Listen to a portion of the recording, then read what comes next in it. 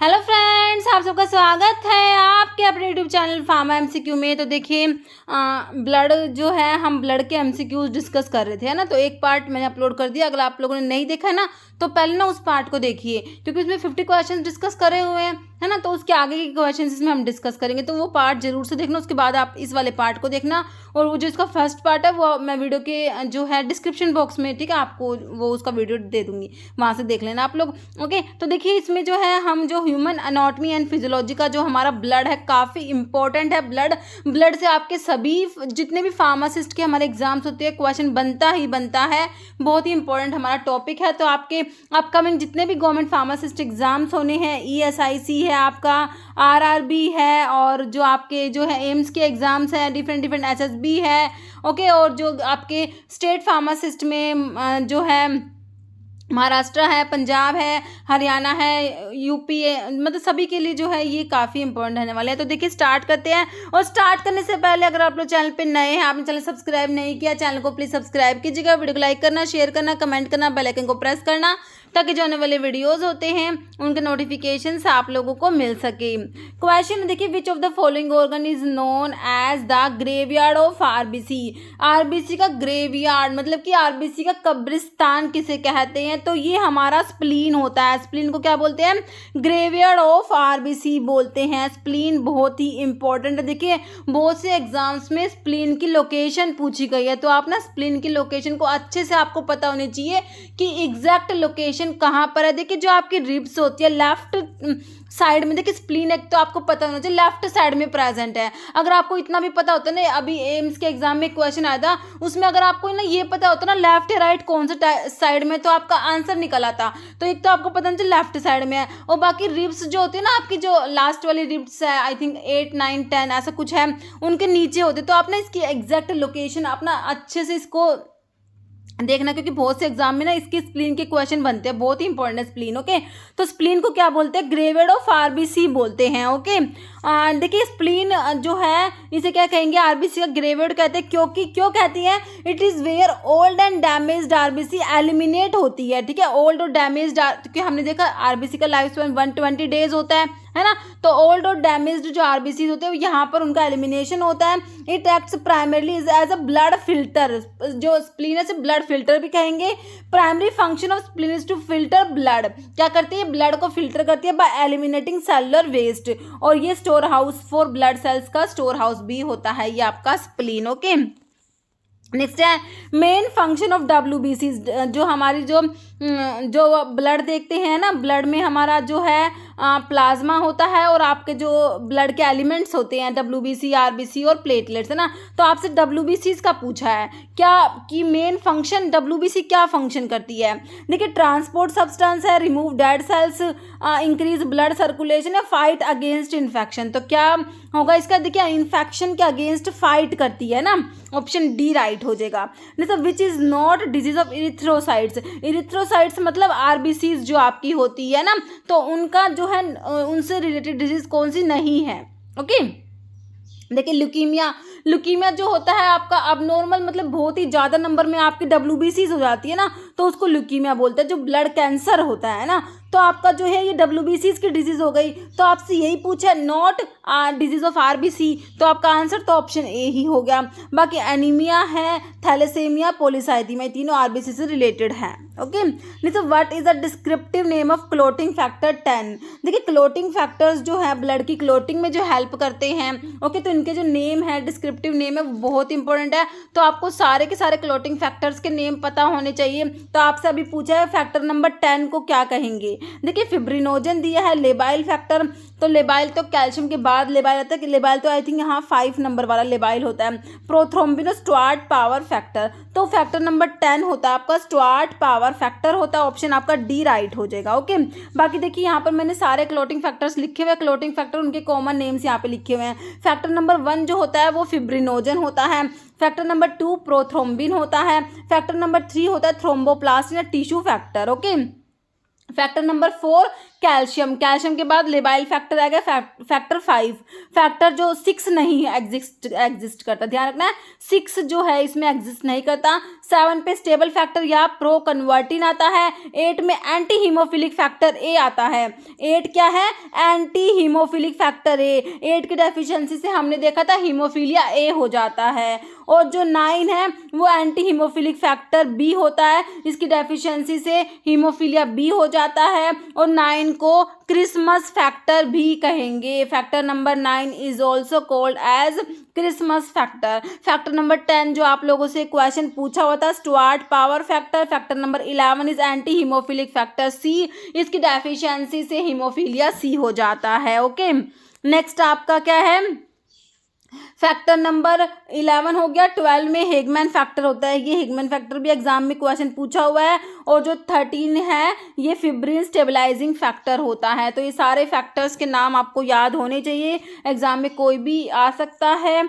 Next देखिए clotting factor के ऊपर दूसरा क्वेश्चन है, in the clotting factor factor number 9। तो 9 मैंने अभी आपको क्या बताया, is otherwise known as Christmas factor. Hageman factor तो हमने देखा था फैक्टर नंबर 12 जो है हेगमैन फैक्टर है। लेबाइल फैक्टर कैल्शियम के बाद आया था, जो आपका कैल्शियम 4 पे था तो ये 5 पे आया था। स्टुअर्ट पावर हमने देखा था फैक्टर नंबर 10, अभी हमने देखा जो स्टुअर्ट पावर फैक्टर है। बचा कौन सा? क्रिसमस फैक्टर, है ना। ऑप्शन नंबर ए राइट हो जाएगा। फैक्टर नंबर जो आपका 9 होता है ना, तो इसे क्या कहेंगे? क्रिसमस फैक्टर भी कहते हैं। ऑप्शन ए बिल्कुल राइट हो जाएगा। ओके, फैक्टर नंबर 9 क्या है? Christmas factor is one of the serine protease of coagulation system, it belongs to peptidase family. S1 deficiency of this protein cause haemophilia B. तो आपका जो फैक्टर नंबर 9 है ना, तो इसकी डेफिशिएंसी से हमने देखा हीमोफीलिया बी हो जाता है। नेक्स्ट है lymphocyte account for what percentage of leucocyte in normal adults. ठीक है, तो ल्यूकोसाइट्स जो आपकी WBCs होती है, तो इनमें मैंने आपको बताया ग्रैनुलोसाइट्स होती है, एक ग्रैनुलोसाइट्स होती है ना। तो एक ग्रैनुलोसाइट्स में आपकी लिम्फोसाइट्स और मोनोसाइट्स आती हैं। तो वही आपसे लिम्फोसाइट्स पूछा कितना परसेंट है। देखिए 15% है, 30, 60 या 90% है। तो ये आपकी होती है लिम्फोसाइट जो है लिम्फोसाइट्स 30%, आपका ऑप्शन बी राइट हो जाएगा। ओके, देखिए WBCs को ल्यूकोसाइट्स भी बोलते हैं। इनमें आपकी WBCs 2 टाइप की, ग्रैनुलोसाइट्स और ए ग्रैनुलोसाइट्स। ग्रैनुलोसाइट्स में आपने BEN से आप लोग याद कर सकते हैं, बेसोफिल्स होती है, इओसिनोफिल्स होती है, न्यूट्रोफिल्स होती है। सबसे ज़्यादा परसेंटेज आपकी न्यूट्रोफिल्स की होती है, 60 to 70%। ये क्वेश्चन भी आता है, सबसे ज़्यादा अमाउंट में कौन सी WBC है आपकी? न्यूट्रोफिल्स होती है। ओके, फिर ए ग्रैनुलोसाइट्स में लिम्फोसाइट्स, मोनोसाइट्स। लिम्फोसाइट्स 25-30% होती है और मोनोसाइट्स 5 to 10% होती है। और इनका न्यूट्रोफिल्स का आपका 60 to 70%, eosinophil 1 to 4%, basophil 0 to 1%। Okay, तो इनके ना इसके ऊपर क्वेश्चन बनते हैं, तो आपको ना ये सारे याद होने चाहिए कौन सी कितनी परसेंट है। ओके, नेक्स्ट क्वेश्चन देखिए, इरिथ्रोपोइटिन इज प्रोड्यूस्ड बाय। तो मैंने आपको बताया जो RBCs होती है, RBCs की फॉर्मेशन जो होती है इरिथ्रोपोइसिस जिसको बोलते हैं, उसके लिए हार्मोन रेस्पॉन्सिबल होता है कौन सा? इरिथ्रोपोइटिन हार्मोन होता है। तो ये कहाँ से प्रोड्यूस होता है? किडनी प्रोड्यूस करती है इसको, किडनी से प्रोड्यूस होता है। आपका आंसर देख लीजिए, option liver, lungs, bone marrow या kidney. Answer is option 4 kidney right हो जाएगा। Erythropoietin is produced by kidney, काफी इंपॉर्टेंट क्वेश्चन है ये। इरिथ्रोपोइटिन क्या होता है? ग्लाइकोप्रोटीन हार्मोन होता है, नेचुरली प्रोड्यूस होता है peritubular cells of kidney, that stimulate RBCs red blood cells की प्रोडक्शन को स्टिमुलेट करेगा इरिथ्रोपोइटिन। ओके, नेक्स्ट है lymphocytes constitute dash % of circulating WBC। वही क्वेश्चन आगे दोबारा से, लिम्फोसाइट्स कितना % है आपके WBCs का? 40 to 60 है, 1 to 3 है, 2 to 10 है, 20 to 40 है ना। तो हमने अभी देखा, तो ये ऑप्शन डी हो जाएगा, 20 to 40 हो जाएगा ना। Next, which of the following cell do not contain nucleus. तो इनमें से DNA, मतलब कह रहे कि इनमें से जो है किसमें DNA प्रेजेंट नहीं होता। ये है एन ई न्यूक्लिएटेड ओवम है, हेयर रूट है, मैच्योर RBC या ए मैच्योर स्पर्मेटोजोआ। तो जो मैच्योर RBCs होती है उनमें जो है न्यूक्लियस ही प्रेजेंट नहीं है, तो DNA भी प्रेजेंट नहीं होगा, है ना। ऑप्शन सी राइट हो जाएगा। नेक्स्ट है which one of these leucocyte is present in major concentration. तो देखिए कौन सी WBC जो सबसे ज़्यादा कंसंट्रेशन है, तो कौन सी वाली है? इयोसिनोफिल है, लिम्फोसाइट है, न्यूट्रोफिल है, बेसोफिल है। तो मेजर कंसंट्रेशन में जो होती है आपकी, अभी हमने देखा कौन सी देखी थी, न्यूट्रोफिल्स है ना, ऑप्शन आपका सी राइट हो जाएगा, न्यूट्रोफिल्स हो जाएंगी। देखिए न्यूट्रोफिल्स जो होती है मोस्ट कॉमन टाइप की WBCs होती है neutrophils. Most common type of white blood cell is the neutrophil which is the immediate response cell and account to 55 to 70% of total WBCs। Count का जो है ये कितना होता है, 60 to 70% कह लीजिए, है ना। ये मतलब आपको नहीं याद रखना, थोड़ा बहुत नहीं, इससे ऊपर नीचे हो सकता है। ओके, हमने तो क्योंकि सबसे ज़्यादा नहीं यही है, 60 to 70 यही है। तो अगर आपसे कहें 50 to 70 भी बोल दीजिए इसको, है ना, तो ये क्योंकि सबसे ज़्यादा देखिए 60 to 70 वाला यही वाला आ रहा है। बाकी लिम्फोसाइट्स जो आपकी 25 to 30 होगी, और उसके बाद आपकी मोनोसाइट्स 5 to 10%, और इयोसिनोफिल 1 to 4, बेसोफिल सबसे जो है बहुत ही कम है आपकी 0 to 1। ओके, नेक्स्ट क्वेश्चन है disease in which patients blood does not clot easily. Patient का ब्लड जो है क्लोट ही नहीं होता आसानी से। देखिए ये जो है SSB का आपका फार्मासिस्ट का एग्जाम 2020 में जो कंडक्ट हुआ था ना, उसमें आपसे क्वेश्चन पूछा गया था। ओके, तो इसमें कह रहे हैं पेशेंट्स ब्लड क्लोट नहीं होता, वो आपका हीमोफीलिया होता है। हमने देखा हीमोफीलिया ABC है ना, तो ये वही हीमोफीलिया, इसमें पेशेंट्स का ब्लड जो है क्लोट ही नहीं होता, क्योंकि क्लोटिंग फैक्टर की डेफिशिएंसी हो रही है। क्लोटिंग फैक्टर ही नहीं होंगे तो क्लोटिंग फैक्टर की डेफिशिएंसी है, तो ब्लड क्लोट कैसे होगा? तो कह रहे patients blood does not clot easily is called haemophilia. बाकी रेबीज है, डायबिटीज है, सिकल सेल एनीमिया, तो हमारा आंसर क्या हो गया? हीमोफीलिया हो जाएगा, है ना। जैसे blood group that contain no antibody, ऐसा कौन सा ब्लड ग्रुप है जिसमें कोई भी एंटीबॉडी प्रेजेंट नहीं है? ये अभी जितने भी क्वेश्चन है सारे SSB के हैं, ये भी SSB में पूछा हुआ है। कह रहे ब्लड ग्रुप जिसमें नो एंटीबॉडी, कोई भी एंटीबॉडी प्रेजेंट नहीं है, मतलब कि एंटीजन प्रेजेंट होंगे, A और B दोनों एंटीजन प्रेजेंट है, बट नो एंटीबॉडी, एंटीबॉडी नहीं प्रेजेंट है। तो ये आपका होता है कौन सा? AB ब्लड ग्रुप होता है। इसमें A एंटीजन और B एंटीजन दोनों प्रेजेंट होते हैं, बट इसमें एंटीबॉडी प्रेजेंट नहीं होती। और इसके अपोजिट आप O याद कर लेना, O में इसके उल्टा काम होगा। इसमें दोनों एंटीजन थे तो इसमें एक भी एंटीजन प्रेजेंट नहीं होगा, बट इसमें A और B दोनों एंटीबॉडी प्रेजेंट होगी O वाले में। ओके, तो इसके अपोजिट आप एंटीबॉडी, तो हमारा ये हो जाएगा जिसमें कोई भी एंटीबॉडी जो है प्रेजेंट नहीं है, वो कौन सा हो जाएगा? वो AB ब्लड ग्रुप हो जाएगा, जिसमें A एंड B दोनों एंटीजन है बट एंटीबॉडी प्रेजेंट नहीं है। अभी आगे और भी अच्छे से एक्सप्लेन कर दूंगी, मैंने इसमें लिखा हुआ है। ओके, तो आपका आंसर ऑप्शन A हो गया, ठीक है। तो ब्लड ग्रुप AB में दोनों एंटीजन है बट एंटीबॉडी नहीं है। नेक्स्ट है process of formation of RBC। RBC की फॉर्मेशन की प्रोसेस को क्या कहेंगे? Process of formation of RBC is called apoptosis कहेंगे, हिमेटोपोइसिस कहेंगे, एरिथ्रोपोइसिस कहेंगे, हीमोडायलिसिस करेंगे। देखिए process of formation of RBC के बनने की जो प्रोसेस है, this is known as erythropoiesis, और हार्मोन रेस्पॉन्सिबल है वो हमने बताया एरिथ्रोपोइटिन, याद हो जाएगा ना। Answer is option C। Next है नॉर्मल रेटिकुलोसाइट काउंट जो होता है वो ब्लड का बताना है, 1 to 2%, 5%, 10%, 15%। Answer is option A, 1 to 2% होता है रेटिकुलोसाइट। जो रेटिकुलोसाइट काउंट क्या, percent of total number of RBC in your blood sample, ये 1 to 2% होता है। Total number of blood clotting factor, तो फैक्टर आप लोग 13 तक देखते हैं, वो 6 तो एग्जिस्ट नहीं करता, बाकी ना गिने 13 तक ही जाएंगे ये। ओके, तो कितने हो जाएंगे? ऑप्शन बी 13 हो जाएंगे। जैसे oncotic pressure of plasma is maintained by, तो प्लाज्मा का जो ऑनकोटिक प्रेशर जो है वो मेंटेन होता है एल्ब्यूमिन, प्री एल्ब्यूमिन इलेक्ट्रोलाइट या फिब्रिन, तो ये आपका हो जाएगा एल्ब्यूमिन हो जाएगा। नेक्स्ट क्वेश्चन है vitamin K synthesis done by, तो विटामिन K जो ब्लड की क्लोटिंग में हेल्प करता है, 2, 7, 9, 10 क्लोटिंग फैक्टर के एक्टिवेशन के लिए रिक्वायर्ड होता है, और इसकी डेफिशिएंसी से क्या डिफेक्टिव ब्लड क्लोटिंग हो जाएगी, हेमरेज हो जाएगा, है ना। तो आपकी जो विटामिन K की सिंथेसिस इज डन बाय, तो इसकी सिंथेसिस जो है कोलोनिक बैक्टीरिया करते हैं, ऑप्शन आपका D राइट हो जाएगा। नेक्स्ट है cell that are responsible for the production of antibodies, कौन सी सेल्स होती है जो एंटीबॉडीज के प्रोडक्शन के लिए रेस्पॉन्सिबल है?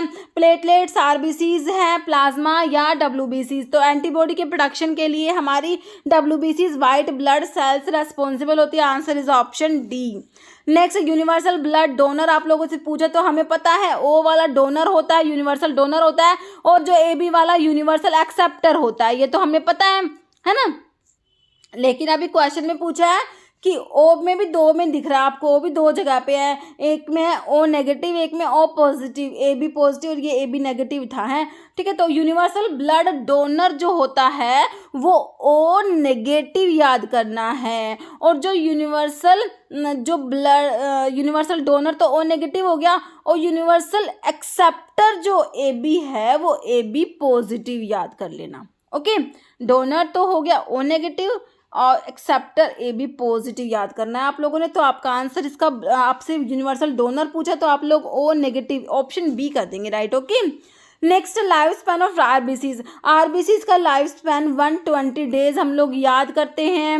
Okay, RBC red blood corpuscles, erythrocytes भी बोलते हैं आरबीसीज को। ओके, तो आरबीसीज जो होती है इनमें न्यूक्लियस प्रेजेंट नहीं होता।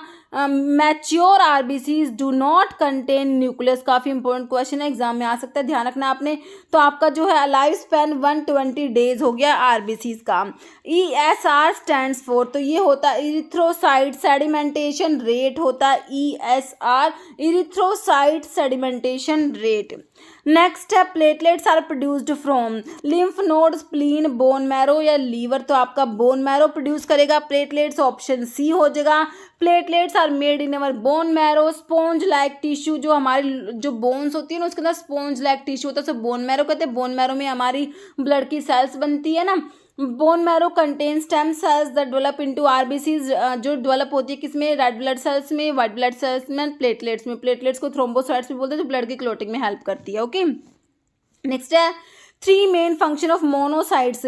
मोनोसाइट्स जो आपकी क्या है, एक टाइप की WBCs हैं, है ना। तो मोनोसाइट्स क्या है, जो आपकी ए ग्रैनुलोसाइट्स जो आती है ना, ए ग्रैनुलोसाइट्स में आपने लिम्फोसाइट्स और मोनोसाइट्स देखी। तो मोनोसाइट्स के 3 फंक्शन पूछे हैं, फैगोसाइटोसिस है, एंटीजन प्रेजेंटेशन, साइटोकाइन प्रोडक्शन या ऑल, तो तीनों दिए हुए हैं। तो आपका आंसर तो ऑप्शन डी बिल्कुल सिंपल है, ऑल हो गया।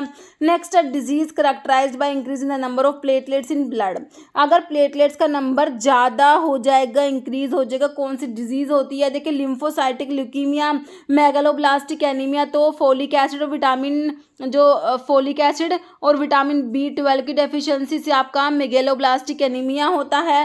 थ्रोम्बोसाइटोपीनिया, पीनिया का मतलब तो कम होता है, आपसे ज़्यादा पूछा है। अगर प्लेटलेट्स कम होगी तो उसको थ्रोम्बोसाइटोपीनिया बोलेंगे, ज़्यादा होगी तो क्या कहेंगे, थ्रोम्बोसाइथीमिया, ऑप्शन डी राइट हो जाएगा। ओके, जैसे पॉलीसाइथीमिया आरबीसी ज़्यादा हो रही थी, ऐसे ही आपका प्लेटलेट्स ज़्यादा हो गई तो थ्रोम्बोसाइथीमिया हो गया। ओके, नेक्स्ट है कह रहे higher than normal platelet count is called thrombocytosis बोल देंगे या फिर थ्रोम्बोसाइथीमिया। ओके, जैसे which blood cell contain histamine and heparin present होता है, कौन सी ब्लड सेल्स में, देखिए बेसोफिल्स में होता है, ईओसिनोफिल्स में होता है, आरबीसीज में या नन, तो एक टाइप की WBCs में होता है, जो हिस्टामिन और हिपेरिन जो होता है आपकी बेसोफिल्स में होता है, ऑप्शन आपका ए राइट हो जाएगा।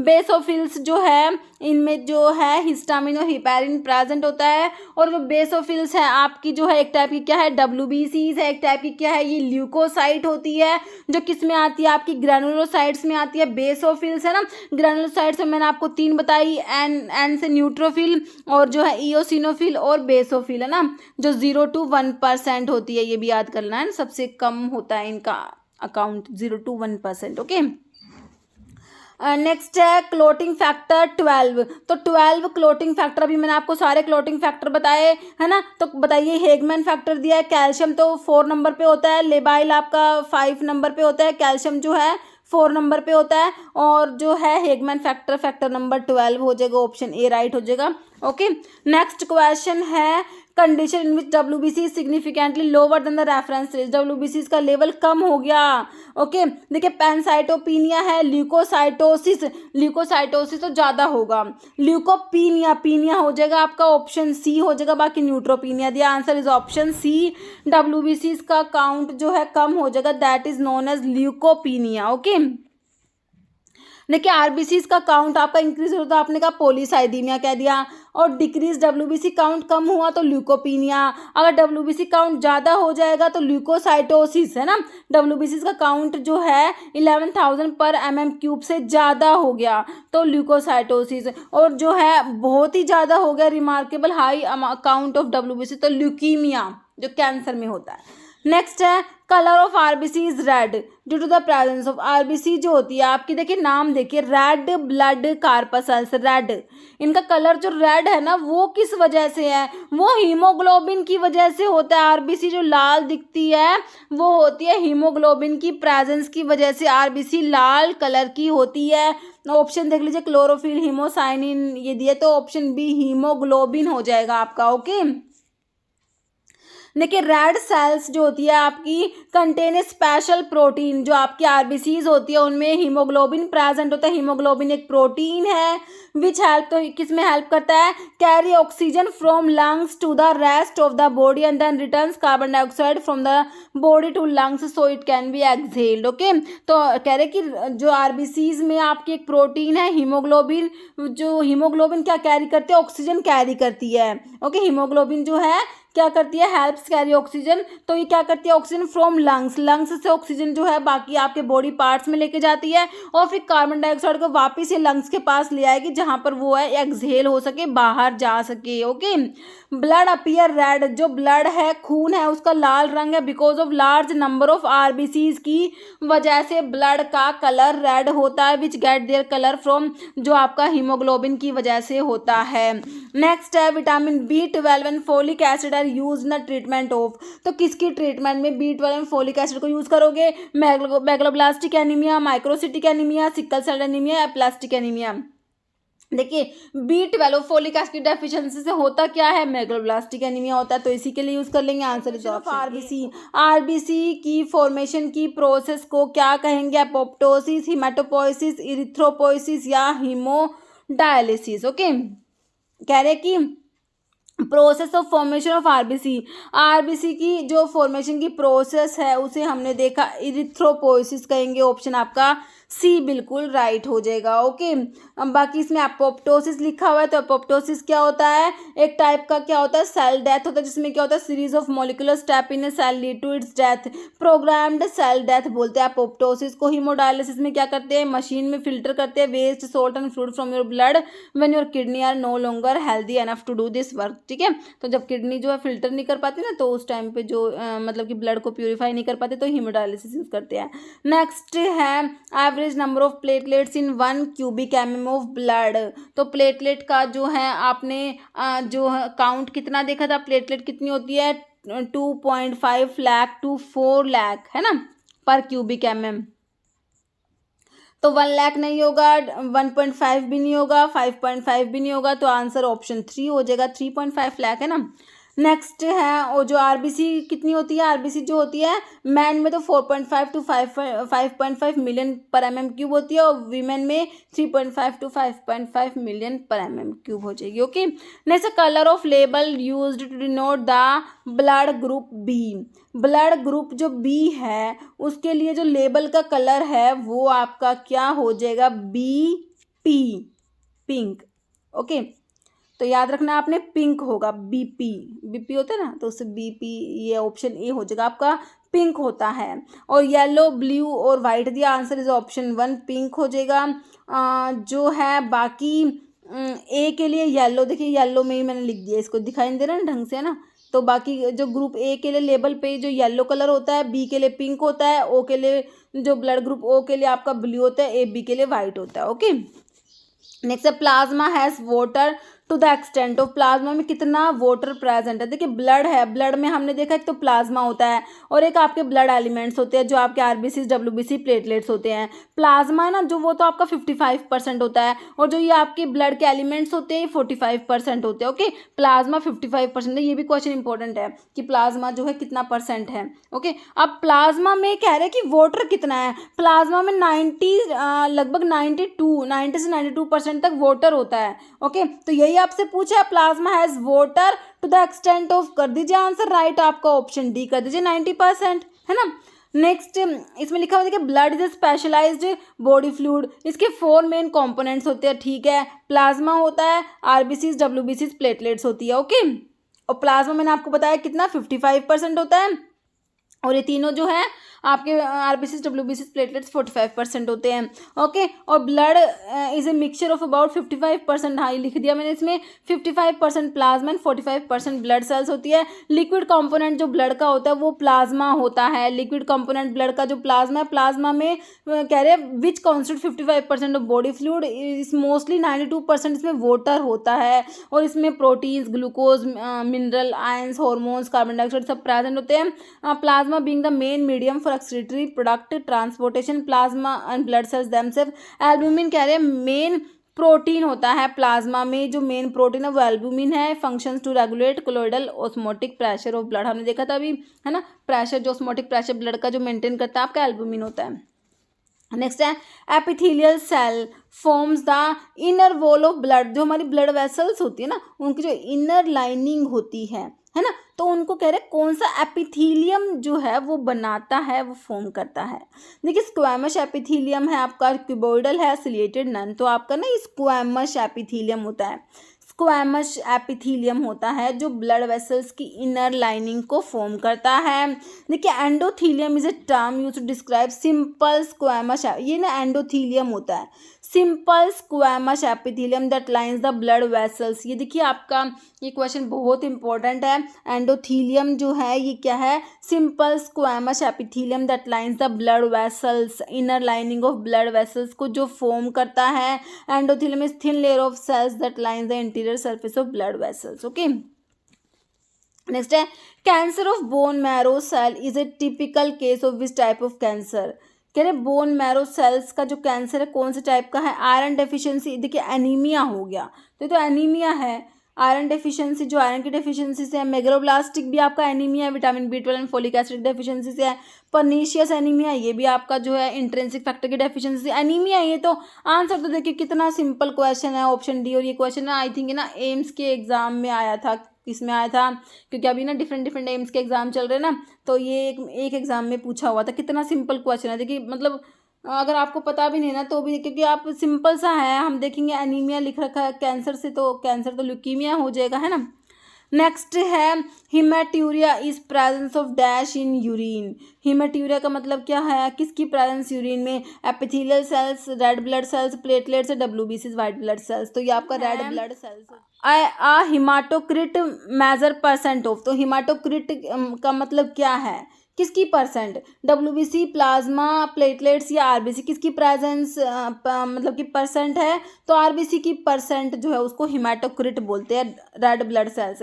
देखिए hematocrit is the percent of red cells in your blood में जो आरबीसी की कितनी परसेंट आरबीसी उसे क्या कहेंगे, haematocrit. Normal level of haematocrit man के लिए कितना होता है, 41 to 50% नॉर्मल, और जो वीमेन के लिए 36 to 48%। नेक्स्ट है red blood sales appear normal in an, तो कौन से टाइप के सॉल्यूशन में जो है रेड ब्लड सेल्स जो होती है नॉर्मल होती है, उनके ऊपर कोई फर्क नहीं पड़ता। हाइपरटोनिक सॉल्यूशन में आइसोटोनिक, हाइपरटोनिक या हाइपरोस्मोटिक, तो जो आइसोटोनिक सॉल्यूशन होगा ना तो उसमें तो आरबीसीज नॉर्मल होगी, उनके ऊपर कोई भी फर्क नहीं पड़ेगा, ओके, आइसोटोनिक सॉल्यूशन में, ओके। और अगर आरबीसी को रख दिया हमने किसमें, हाइपरटोनिक सॉल्यूशन में, तो क्या होगा, आरबीसी स्वेल हो जाएगी और रप्चर हो जाएगी, ओके। अगर आरबीसी को रख दिया हमने हाइपरटोनिक सॉल्यूशन में तो आरबीसी श्रिंक हो जाएगी, है ना। नेक्स्ट है which one of these group is a universal recipient. Universal recipient जो है आपका AB होता है ना, AB में भी कौन सा, AB पॉजिटिव, इसमें सिंपल पूछा हुआ है, बाकी AB पॉजिटिव होता है, और O वाला यूनिवर्सल डोनर आपको पता ही है।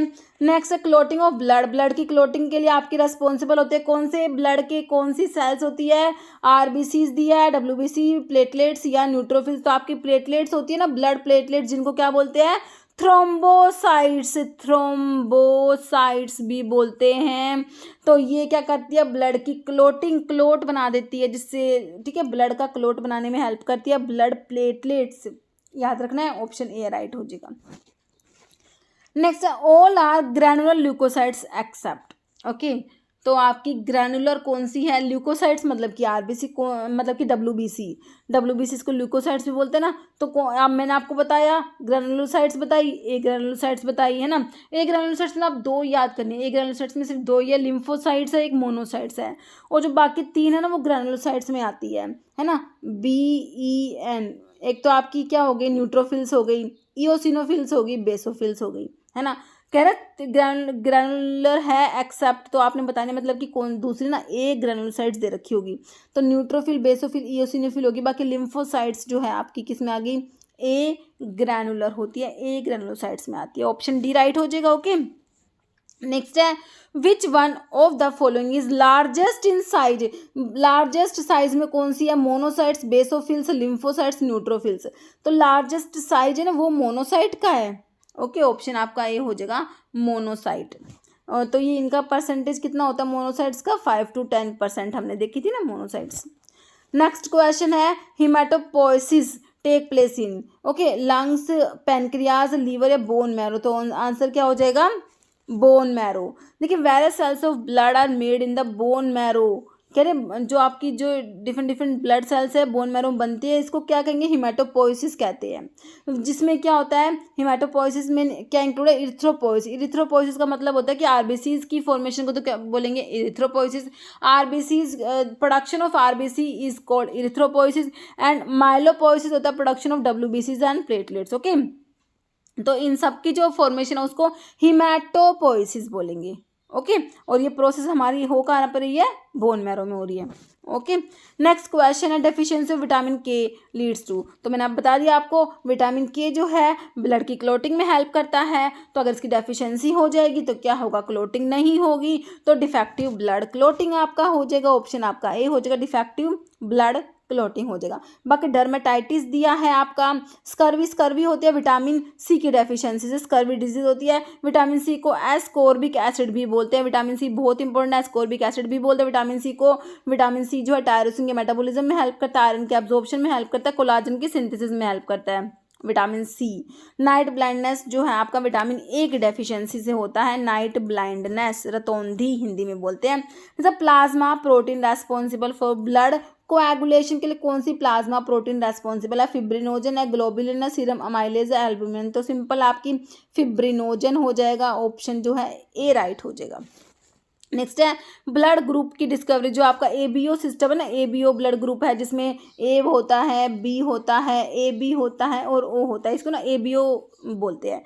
तो कह रहे ये जो ब्लड ग्रुप है किसने डिस्कवर करे, रॉबर्ट कोच ने, लैंडस्टीनर ने, विलियम हार्वे ने या अलेक्जेंडर फ्लेमिंग ने। तो ये आपका ना कार्ल लैंडस्टीनर होता है, ऑप्शन आपका बी हो जाएगा। इन्होंने क्या करा था, ब्लड ग्रुप की डिस्कवरी करी थी। ओके, नेक्स्ट है site of T cell mature, जो मैच्योरेशन, टी सेल्स होती हैं और एक बी सेल्स होती हैं। तो टी सेल्स जो होती है थाइमस में इनका मैच्योरेशन होता है, और जो बी सेल्स होती है वो बोन मैरो में मैच्योर होती है। ओके, तो टी सेल्स का मैच्योरेशन आपसे पूछा है, थाइमस में जो है टी सेल्स मैच्योर होंगी, ऑप्शन आपका ए राइट हो जाएगा, थाइमस। ओके, नेक्स्ट है each haemoglobin contain 4 atom of. तो हीमोग्लोबिन जो है आपका इसमें जो है 4 क्या प्रेजेंट है, तो दे हीमोग्लोबिन जो आयरन कंटेनिंग प्रोटीन, इसमें आयरन प्रेजेंट होता है। तो आयरन के कितने एटम, इसमें 4 प्रेजेंट होते हैं, ऑप्शन आपका ए हो जाएगा, 4 आयरन है। ओके, नेक्स्ट है name the antigen present on the RBC of a person with blood group ओ।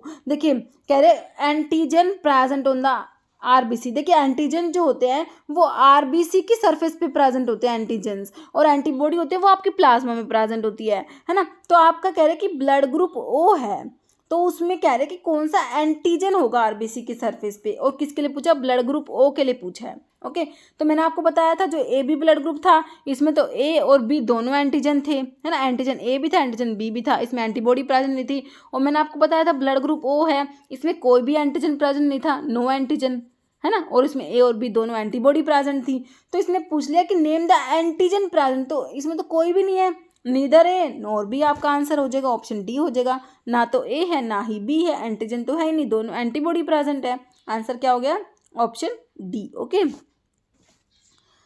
और जो है इसमें थोड़ा सा लिख भी दिया मैंने, red blood sales of individual contain antigen on their surface, ठीक है। तो एंटीजन जो होता है वो आरबीसी की सरफेस पे होता है, that correspond to their blood group. A person with blood group O does not contain antigen A और बी। ब्लड ग्रुप ओ वाले में कोई भी एंटीजन प्रेजेंट नहीं होता on the surface of RBC, ठीक है। और जो कह रहे हैं ब्लड ग्रुप ए बी जो है उसमें कोई भी एंटीबॉडी प्रेजेंट नहीं होती सीरम में, while the blood group O has no antigen, ठीक है। हाँ ये सही है। अभी इसमें देख लीजिए आप लोग, ए बी ओ, आपको चारों का क्लियर हो जाएगा। देखिए जो ब्लड ग्रुप ए है उसमें ना आरबीसी की सरफेस पे ए, इसमें एंटीजन तो ए है और एंटीबॉडी बी होगी ब्लड ग्रुप ए के लिए, बी के लिए B antigen A antibody. A B में क्या होगा, दोनों एंटीजन ए और बी दोनों आ गए ना, तो इसलिए इसमें एंटीबॉडी है ही नहीं, ना तो ए एंटीबॉडी ना ही बी एंटीबॉडी। अब ए ओ को आपने ए बी का उल्टा कर दीजिए, इसमें एंटीजन नहीं होगा, ना तो ए एंटीजन ना ही बी एंटीजन होगा, लेकिन इसमें एंटीबॉडी दोनों प्रेजेंट होंगी। ओके, तो ये इंपॉर्टेंट है, इसके ऊपर क्वेश्चन बनता है।